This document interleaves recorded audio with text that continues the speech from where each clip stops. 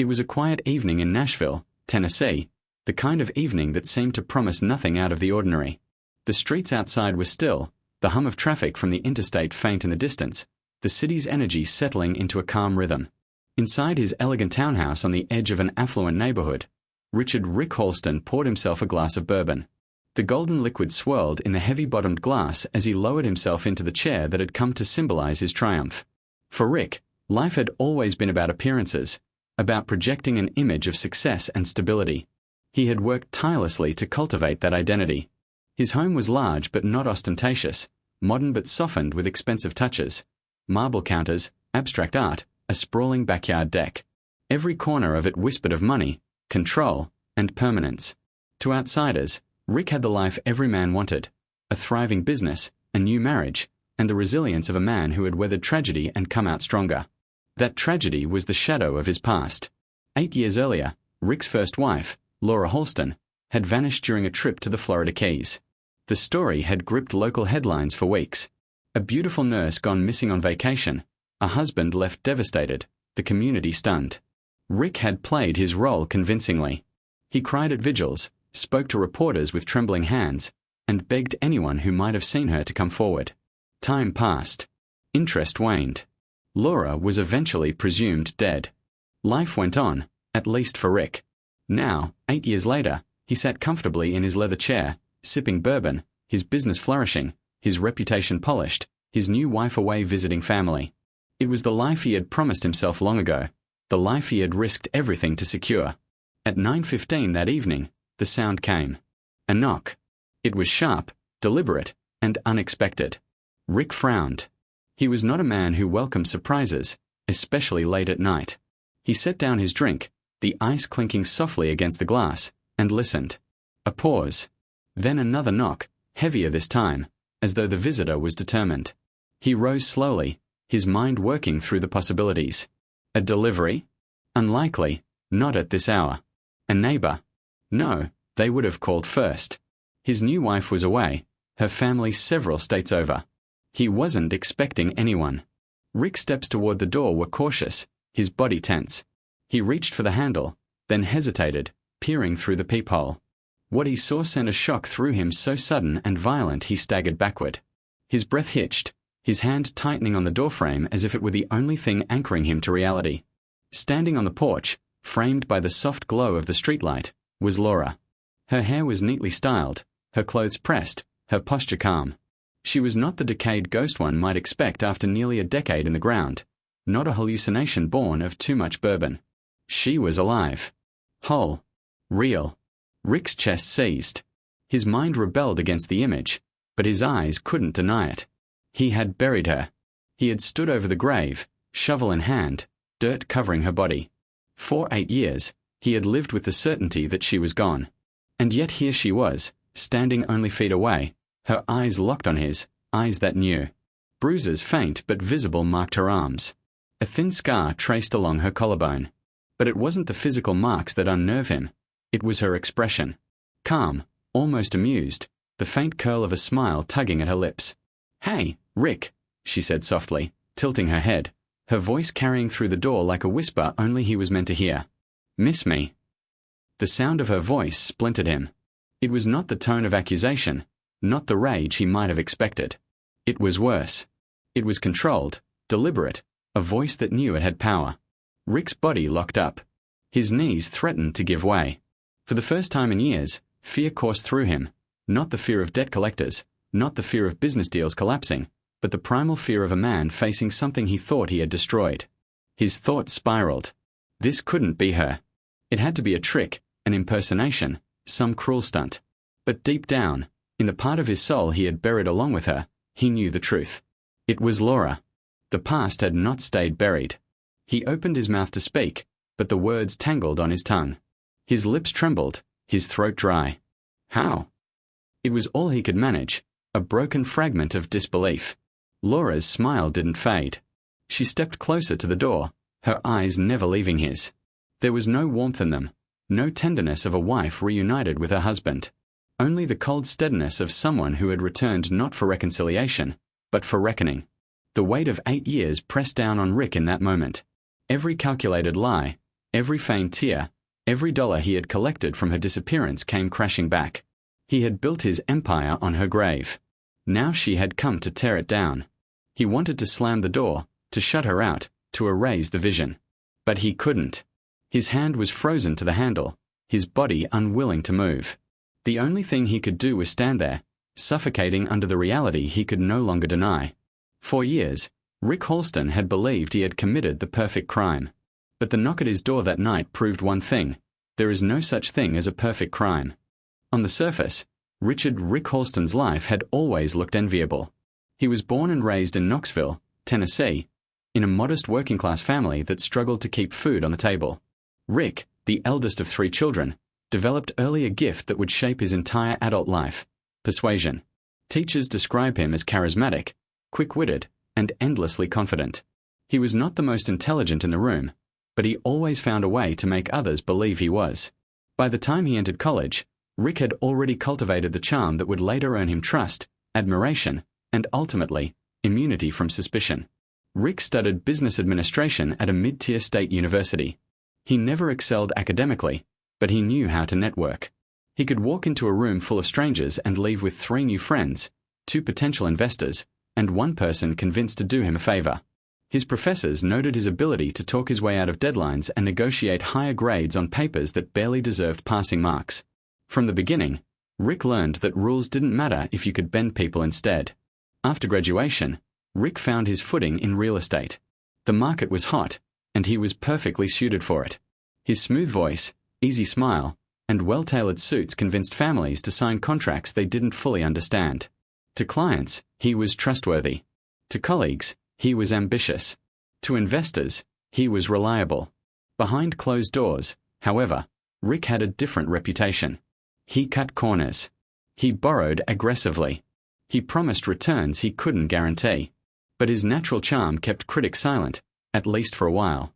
It was during this period that he met Laura James, a young nurse working long shifts at St. Mary's Hospital in Nashville. She was 26, practical, intelligent, and dedicated. Her co-workers describe her as fiercely loyal, the kind of woman who would stay late to finish her tasks rather than leave them for the next shift. Laura wasn't naive, but she had a soft heart and a belief in the good in people. When Rick entered her life, he knew exactly how to capture her attention. Their courtship was the kind of romance most women dream about. Flowers at her doorstep. Surprise dinners after long shifts. Small, thoughtful gifts. A necklace with her initials. Handwritten notes slipped into her locker at the hospital. Rick showered her with attention and promises. Promises of stability, love, and a future where she would never have to struggle again. For Laura, who had grown up watching her own parents fight over money, Rick seemed like a dream. He was older, established, confident. He promised her safety. Within a year, they were married. The wedding was small but elegant. Friends remembered Rick's toast, how he described Laura as his anchor, the woman who made him a better man. Laura beamed, and everyone believed them to be the perfect couple. At the reception, Rick's real estate colleagues whispered about how lucky he was to have landed a woman so loyal, so devoted. Nobody could have predicted that behind the smiles, behind the champagne and dancing, seeds of resentment were already beginning to grow. At first, marriage seemed stable. Laura continued her nursing shifts, and Rick expanded his real estate ventures. They bought a house in an up-and-coming neighborhood, complete with a yard and space for a family. Neighbors saw them as a model couple, attractive, successful, and seemingly in love. But Laura began noticing cracks almost immediately. Rick's late nights at the office became routine. His business trips often stretched longer than scheduled. He returned home with the scent of unfamiliar perfume lingering on his clothes, or lipstick faintly smeared on collars. At first, she brushed it aside. Nurses learned to see the best in people, to trust until proven otherwise. But proof came quickly. Hotel receipts tucked into jacket pockets, text messages left open on his phone, unexplained charges on credit cards. When she confronted him, Rick was ready. He never lost his composure. He denied what he could, twisted what he couldn't, and when denial failed, he resorted to grand gestures. A bracelet. A weekend getaway. Flowers large enough to fill a kitchen counter. Each time, Laura wanted to believe him. She wanted her marriage to work, to prove that her loyalty was not wasted. For years, she convinced herself that love was worth fighting for, even when the fight was one-sided. What Laura didn't know was that Rick's affairs were only one part of his double life. The other was money. His appetite for wealth was insatiable. Expensive suits, imported cars, high-end vacations. Rick wanted to be seen as untouchable. But beneath the surface, his finances were crumbling. His real estate projects often collapsed under poor planning and reckless loans. He borrowed against future deals that never materialized. By the time Laura discovered the extent of the damage, their accounts were nearly empty. The breaking point came when Laura found documents for a second mortgage Rick had taken out on their home without her knowledge. Furious, she closed credit cards, locked away their savings, and demanded accountability. For the first time in their marriage, Rick was not in control. He could not sweet-talk his way past her financial discipline. He could not hide behind charm. She had cornered him, and he resented her for it. Arguments became frequent. Friends noticed Laura seemed tired, distracted. She confided in a close colleague at the hospital that she was considering divorce. "I can't do this anymore," she said quietly over coffee one morning. "I love him, but love doesn't erase lies. And I'm not going to lose everything I work for because he can't stop lying." When she finally told Rick her decision, his mask cracked. She remembered the look in his eyes, cold, sharp, filled with something she had never seen before. He told her, "If you leave me, you leave with nothing." She replied firmly, "I'm taking half. And you can't stop me." That was the moment Rick decided. He would not lose half his money, half his status, half his image. Divorce wasn't an option in his mind. The only way forward was erasure. Laura had to disappear, and he would be the grieving husband left behind. From that day, every smile he gave her, every romantic gesture, every kind word was a rehearsal, a performance. He crafted the role of a loving husband with the same precision he had once used to close real estate deals. To the outside world, Rick and Laura were working on their marriage. To Rick, the clock was ticking. He knew opportunity would come. And when Laura suggested a trip to Florida, he didn't see a chance at reconciliation. He saw the perfect stage for his plan. In the summer of 2014, Rick Halston and his wife Laura boarded a plane bound for the Florida Keys. To anyone watching them move through the bustling airport, they looked like a couple in the middle of reconciliation. Hands brushing together, smiles exchanged, luggage stacked neatly on the cart. Friends back in Nashville believed the trip was Laura's idea, a last chance to salvage what remained of their marriage. She had told coworkers she was nervous but hopeful. "Maybe the change of scenery will help," she confided to a fellow nurse. Rick, of course, had a different plan. To him, the trip was not about reconciliation but opportunity. He understood that divorcing Laura would mean financial ruin. She had locked away their savings, documented his reckless spending, and spoken to a lawyer about her rights. In his mind, letting her leave meant losing everything. He couldn't afford that, not financially, not socially. His reputation was built on the illusion of stability. A divorce would expose the cracks. But if Laura simply vanished, he would remain the grieving husband, the man to be pitied, the man entitled to her insurance payout. The Florida Keys offered the perfect stage. The couple rented a small beach house on the outskirts of Key Largo, tucked away near mangroves and sand trails where tourists came and went without much notice. For the first few days, Rick played his role with precision. He cooked dinners, took her on long walks along the shoreline, spoke of rebuilding trust. Laura, worn down from years of betrayal, wanted to believe him. She even sent a text to her sister, "He's trying. Maybe this trip will change things." But beneath the surface, Rick's impatience simmered. He wasn't interested in reconciliation.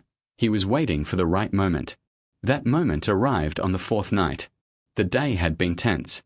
Laura had confronted him again, this time with proof of another hidden loan. She had copies of statements, numbers that didn't add up, evidence of money siphoned into accounts she had never seen before. Her voice trembled with anger as she demanded answers. Rick, glass of whiskey in hand, brushed her off with a smirk. "It's my money too, Laura," he said coolly. "Not anymore," she snapped back. "I'm done cleaning up after you. I'm filing when we get home." The words hung in the humid air like a blade. Rick's jaw tightened, his hand clenching around the glass until the ice rattled. For Laura, this was the final declaration.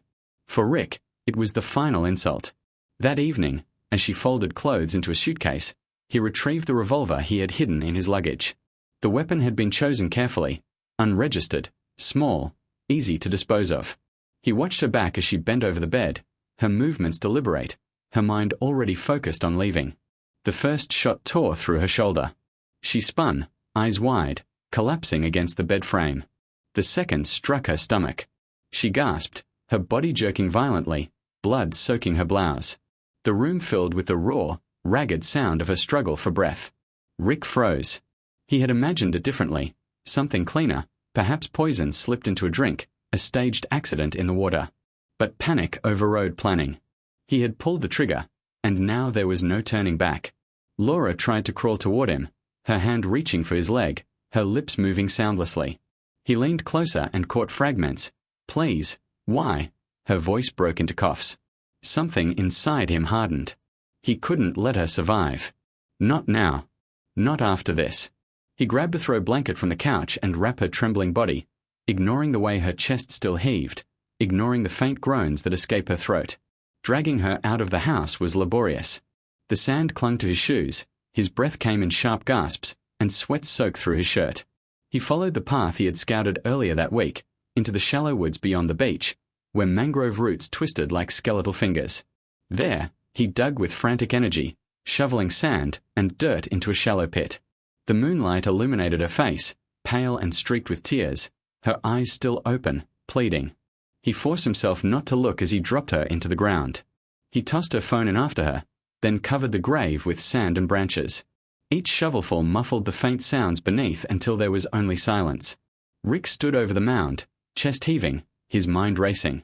He had done it. The problem was solved. But the scene behind him told another story. Blood on the tile, fabric torn, fragments of her blouse scattered across the bedroom. He returned to the house and worked with ruthless efficiency. Towels soaked with bleach. Clothes burned in a metal bin behind the rental. The revolver disassembled, its parts scattered miles away. By dawn, the beach house looked as pristine as when they had arrived. The next morning, Rick walked into the Key Largo police station. His performance was flawless. He was frantic, distraught, his voice breaking as he described how Laura had stormed out after an argument. He claimed she had been under stress, that she was emotional, that maybe she had gone for a walk and lost her way. Officers nodded, jotting down notes but unconcerned. Tourists disappeared in Florida with disturbing frequency, lost occurrence, accidents, or decisions to vanish voluntarily. There were no witnesses, no signs of foul play, no reason to dig deeper. Rick returned to Nashville weeks later as a grieving widower. He organized a vigil at their church, standing at the pulpit with tears glistening in his eyes, speaking about the love of his life who had been stolen from him. Friends hugged him, neighbors offered casseroles, co-workers raised funds in Laura's honor. The community embraced him, blind to the truth buried beneath Florida soil. Insurance claims were filed. Accounts were emptied. Within a year, Rick remarried, his wealth restored, his reputation untarnished. The story of Laura Halston faded from headlines, becoming just another unsolved disappearance, a tragedy with no answers. What nobody knew, what nobody could imagine, was that Laura had not died in that shallow grave. Hours after he left her, her lungs still drew shallow breaths. Her hands clawed against the loose sand above her. Her fingernails split as she pushed against the weight of the earth. Against every odd, against every ounce of Rick's cruelty, she forced her way back toward the world of the living. The story of her survival would not come to light for years. For now, in the summer of 2014, Rick Halston believed he had committed the perfect crime. For days after Rick Halston reported his wife missing, he lived as though the world owed him sympathy. Friends from Nashville called, voices filled with pity. Neighbors dropped off casseroles, hugging him tightly, whispering prayers. Even strangers who read the brief news coverage of Laura's disappearance sent messages of encouragement. Rick performed his role flawlessly.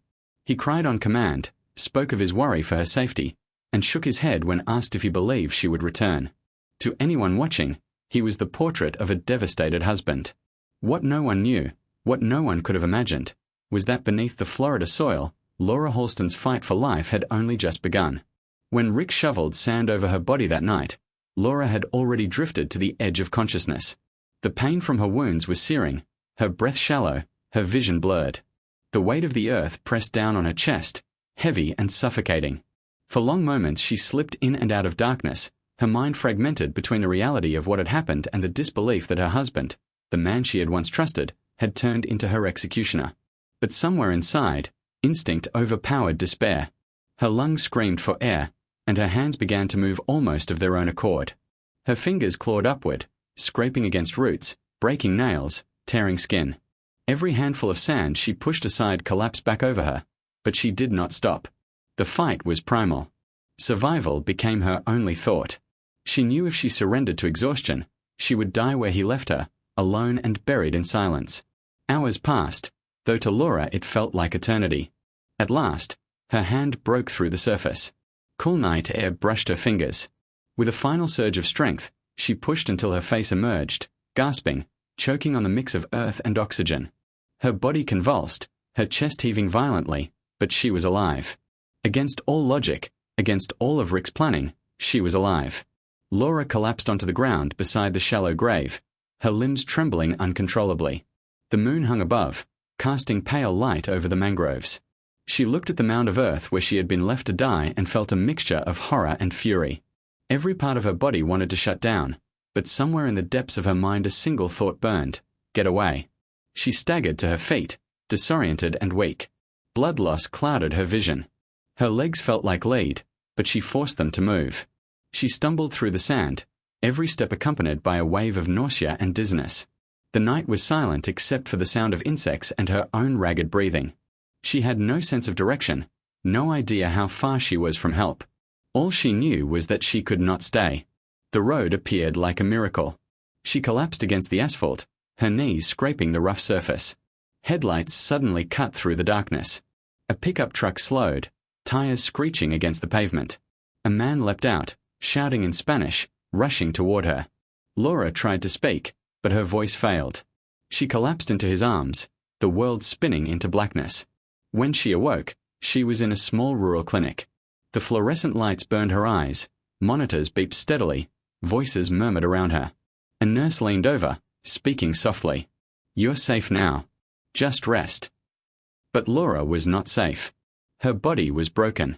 Internal bleeding, broken ribs, severe blood loss.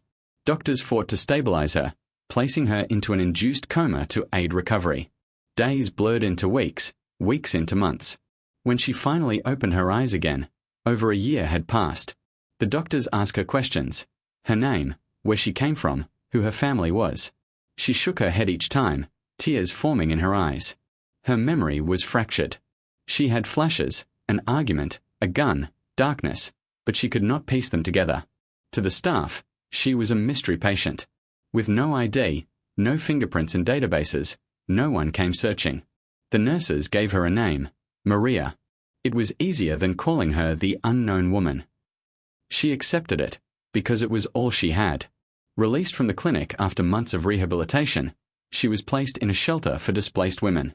From there, she built a fragile new life, cleaning motel rooms, folding sheets and laundromats, learning to live day by day with the faint ache of something missing. But trauma has a way of hiding until the right moment brings it back. For Laura, that moment came nearly 8 years later in the most ordinary of places, a grocery store.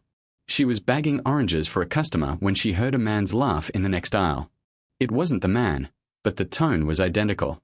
The cadence, the arrogance in it, it was Rick's laugh. Her body froze.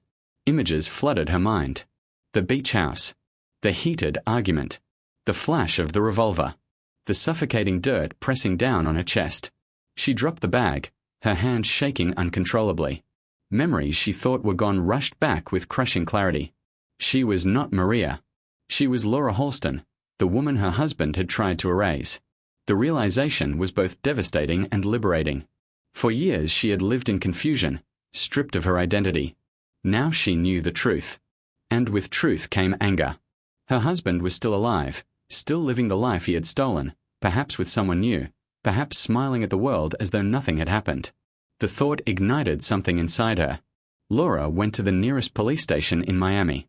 She walked in with steady steps, though her heart thundered in her chest. When she gave her name, the officer behind the desk frowned and typed it into his computer. Moments later, his expression shifted to disbelief. He turned the screen toward her. There, staring back at her, was her own face, missing. Presumed dead. Case closed.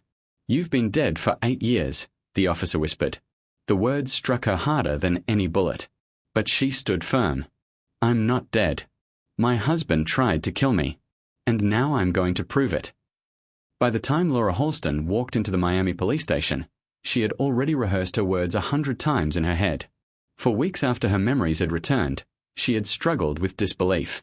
Could she truly confront the past she had buried as deeply as her husband once tried to bury her? But every night, the images replayed with merciless clarity: the gun in his hand, the suffocating weight of soil, the coldness in his voice. She knew she couldn't stay silent any longer. The desk sergeant looked up as she approached. His expression was neutral, accustomed to people wandering in with strange claims. But the moment she spoke her name, something shifted. "My name is Laura Halston," she said, her voice firm though her hands trembled slightly. The officer's eyebrows furrowed. He typed quickly into his computer, eyes scanning the screen. Then he froze. Slowly, he turned the monitor so Laura could see. There, staring back at her, was her own face on a missing persons report dated 2014. The case was marked presumed dead. "You've been dead for 8 years, he whispered. Laura leaned forward, gripping the counter. "No. I'm right here. My husband tried to kill me. He left me in the ground. I survived." The station buzzed to life after that. Detectives were called in. Questions flew at her in rapid succession.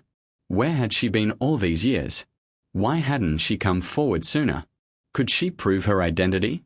Laura answered as best she could, recounting everything she remembered: the trip to the Florida Keys, the argument about money, the revolver, the shallow grave. She described the house they rented, the location of the path into the mangroves, even the faint scar near her collarbone from where the shovel had pressed against her skin as Rick buried her. The officers were skeptical at first. How could they not be? But Laura's scars, both physical and emotional, lent weight to her story. Medical records from the rural clinic that had treated her after she collapsed on the road confirmed the timeline. Slowly, the pieces aligned. A week later, Laura boarded a flight back to Tennessee. She had one goal: to look Rick in the eye and prove to him that the past had not stayed buried. When she stepped out of the rideshare car in front of the townhouse that had once been her home, her heart pounded with a mixture of dread and determination. The house looked different now: fresh paint, a manicured lawn, flower beds her hands had never planted. It was no longer hers. It was his. And he had built this life on the foundation of her presumed death. She climbed the porch steps, each one heavier than the last, and knocked. Inside, Rick Halston had been sipping bourbon, just as he had on that night years ago. The sound of the knock startled him, but nothing could have prepared him for the sight that greeted him when he opened the door. His wife. The woman he had buried. Alive. His face drained of color, his hand tightening against the doorframe to steady himself. "Laura," he whispered. Her expression was calm, almost unnervingly so. "Not happy to see me?" she asked, tilting her head slightly. Rick's mind raced. It had to be a trick. A look-alike. Some elaborate setup. But those eyes, he knew them. The faint scar near her collarbone, the subtle tilt of her smile, the way she spoke his name. It was her. The impossible had become reality. Panic clawed at him. He glanced over her shoulder, half expecting police cars or reporters. But it was just her, standing alone. For the first time in his life, Rick's gift of persuasion failed him. Laura stepped closer, her voice low and steady. "You buried me, Rick." "No," he stammered, shaking his head. "You left. You were upset. You stormed out. I reported you missing. Everyone knows that." Her eyes narrowed. "You shot me. You put me in the ground. And you thought I would never come back." He laughed nervously, a hollow sound. "Laura, you're confused. You've been gone a long time. I don't know what happened to you, but it wasn't me. I loved you." Her gaze didn't waver. She reached into her purse, pulled out her phone, and dialed. When the dispatcher answered, she spoke clearly. "I'd like to report an attempted murder. The man who tried to kill me is standing right in front of me." Rick's shoulders sagged as the distant wail of sirens grew closer. He knew it was over. Detectives descended on the house within minutes. Laura gave her statement in meticulous detail. She described the weapon, the burial site, the insurance payout he had collected. She provided dates, times, and conversations only she and Rick could have shared. The evidence began stacking against him like a wall he could no longer climb. Investigators in Florida reopened the cold case. They located the rental property records, the stretch of mangroves she had described. Forensic teams combed the area, and though years had passed, traces remained: disturbed soil, fragments of fabric, even bullet fragments buried in the sand. Combined with the clinic records and Laura's testimony, the case was airtight. For Rick Halston, the turning point was not the moment his wife clawed her way out of the grave. It was not the day she regained her memory in a grocery store. It was the knock on his door, the moment he realized that everything he had built was about to collapse. For Laura, the turning point was different. It was the moment she saw his face when he opened that door. The fear in his eyes was her justice before the courts ever got involved. After years of silence, she had finally taken back control of her story. The community that had once pitted Rick now watched in shock as the truth unfolded. The grieving widower they had embraced was exposed as a predator who had nearly succeeded in erasing his wife. Friends who had defended him in the past refused to speak to reporters. Neighbors avoided his house as the trial loomed. His carefully curated reputation crumbled overnight. The turning point was clear. The hunter had become the hunted, and the truth he thought he had buried had risen to destroy him. The arrest of Richard Rick Halston sent ripples through both Tennessee and Florida. For nearly a decade, he had been the face of resilience, the widower who lost his wife on vacation, the man who rebuilt his life with quiet dignity, the businessman who turned tragedy into focus. Now, with Laura very much alive and standing across from him in police interviews, his entire facade shattered. Detectives in Nashville worked closely with investigators in the Florida Keys to reopen what had once been considered a cold case. The initial challenge was obvious. 8 years had passed since the crime. Time erodes evidence. Witnesses forget. Paper trails fade. But in this case, survival itself was the most damning testimony. Laura's statements were consistent, detailed, and anchored in memories that no one else could fabricate. She recalled the floor plan of the rental house, the brand of whiskey Rick had been drinking, the heated words exchanged before the gunshots.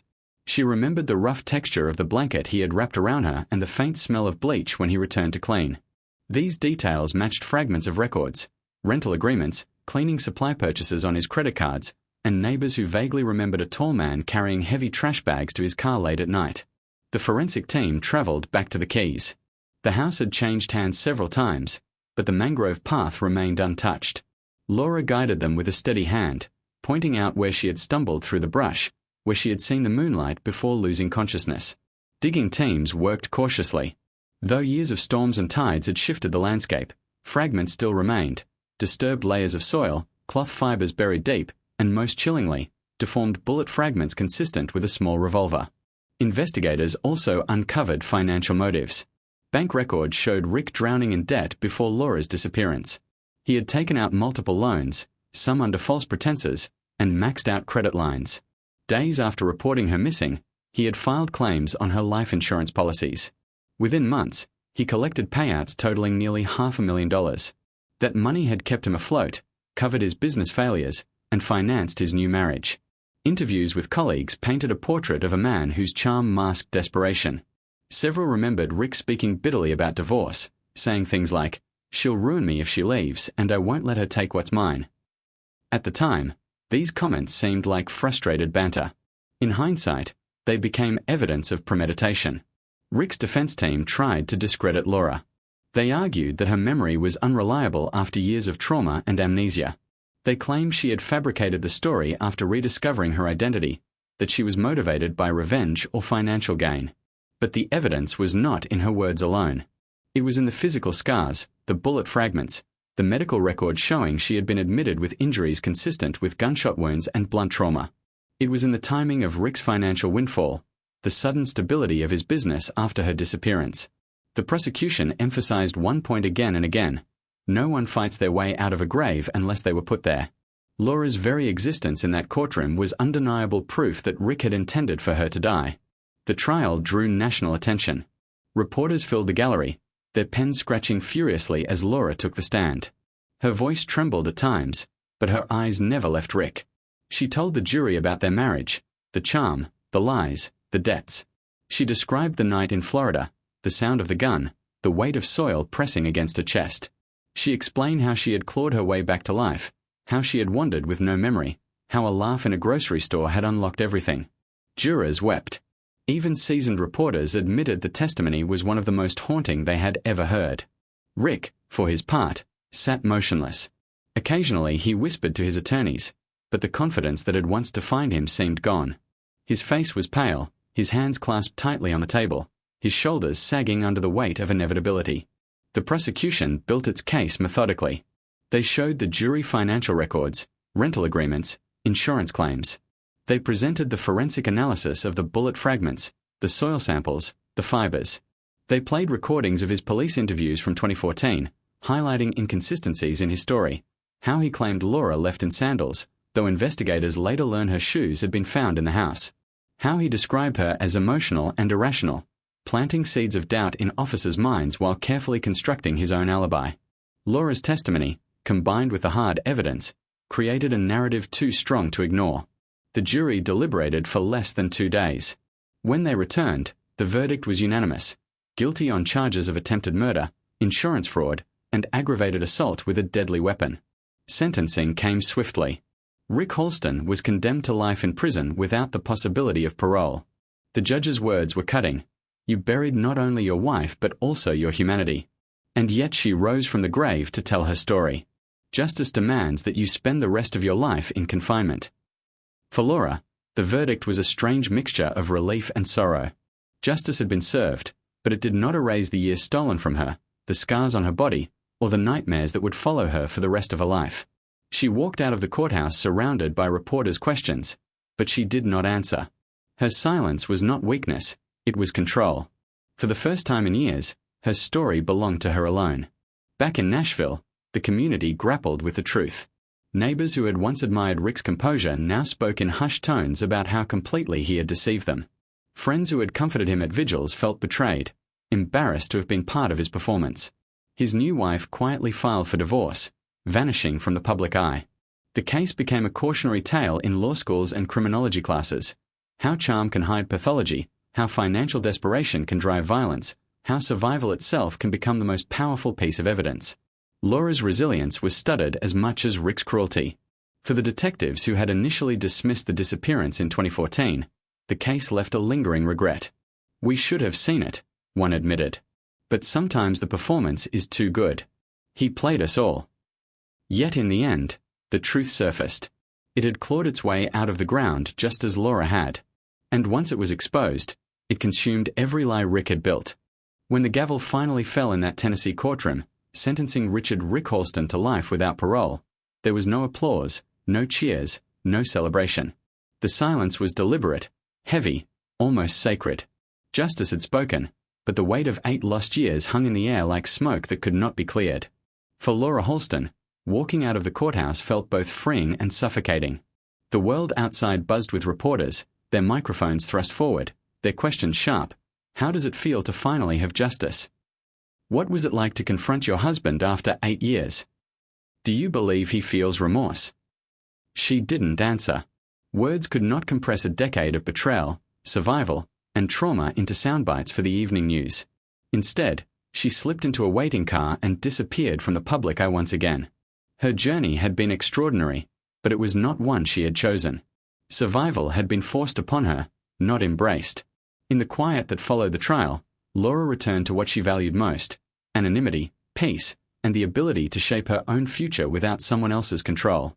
In Nashville, the community struggled with its own reckoning.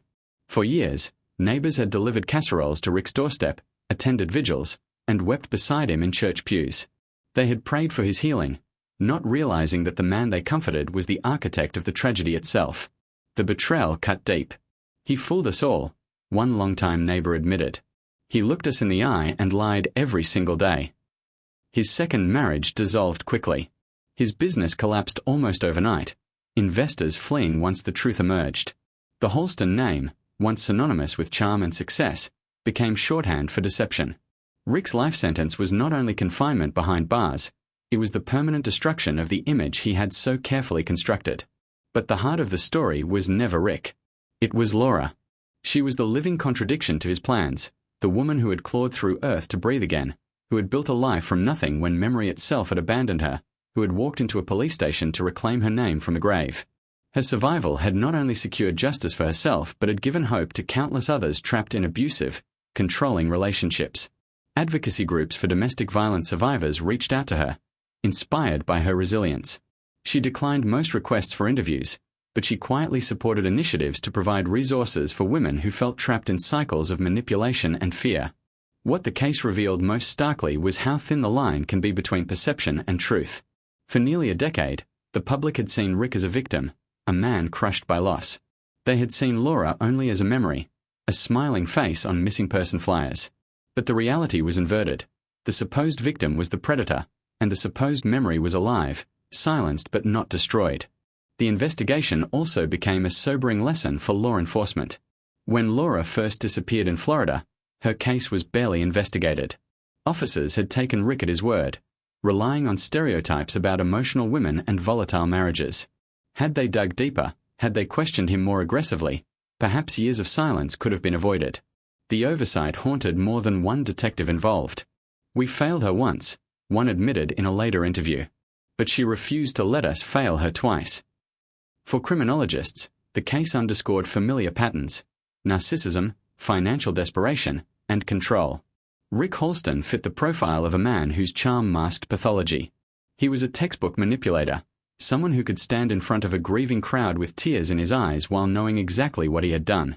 His downfall illustrated how dangerous unchecked ego and entitlement can become when paired with opportunity. And yet, despite all of the darkness, Laura's story offered something rare in true crime: hope. Few victims buried alive are ever able to tell their story. Few return to confront their would-be killers. She became a reminder that even in the most desperate circumstances, the will to survive can overcome unimaginable odds. Years after the trial, Laura lived quietly in a small town far from Nashville. She kept her circle small, trusted only a handful of friends, and avoided the public eye. She worked part-time at a community clinic, helping patients navigate challenges not unlike her own. Some days were difficult. Nightmares returned, memories resurfaced without warning. But she learned to breathe through them, to remind herself that the danger was behind her. When asked once, in a rare private conversation, whether she hated Rick, her response was quiet and deliberate: "Hate would keep me tied to him. I'd rather live free." The lesson her story left behind was not simply that justice can prevail. It was that trust is fragile, that appearances deceive, and that survival is often born not of strength alone but of resilience, instinct, and the refusal to surrender. Her testimony closed with words that echoed long after the trial ended. "You can bury a person. You can bury the truth. But you can't keep it underground forever." In criminology textbooks, her case is studied under chapters about attempted homicide and spousal violence. In support groups, her name is whispered as a symbol of courage. And in prisons, her story is retold as a cautionary tale of how lies, no matter how convincing, eventually collapse. The conclusion was simple but profound. Rick Halston had believed he could outsmart everyone: his wife, the police, his community. But in the end, it was Laura's survival that exposed him. His arrogance had been his downfall. Her resilience had been her salvation. What remains is not the memory of a man who tried to destroy a life, but the memory of a woman who reclaimed hers. And that, perhaps, is the truest form of justice.